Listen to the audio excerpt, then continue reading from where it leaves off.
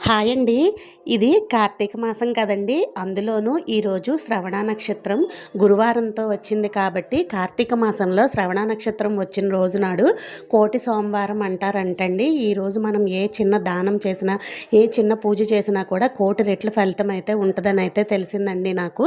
So, అందుకని చెప్పి నేను కార్తీక మాసంలో ప్రతి సంవత్సరం దానాలైతే ఇస్తానండి. సో, అవి అన్నీ కూడా ఈరోజే ఇద్దామనుకొని రాత్రికైతే సర్దేసుకున్నానండి. నిన్న నైట్ సర్దుకున్నాననమాట. ఈరోజు మార్నింగ్కి వీడియో పెట్టడం లేట్ అయింది. సో, ఏమేమి ఇస్తున్నాను అన్నది చూస్తున్నారు కదా. విభూది, జంజాలు, సాలగ్రామము, ఆవు నెయ్యి, తేనె, అరటిపండ్లనే కాదండి, మీ దగ్గర ఏ పండ్లు ఉన్నా సరే పండ్లు దానం ఇవ్వచ్చు, చాలా మంచిది.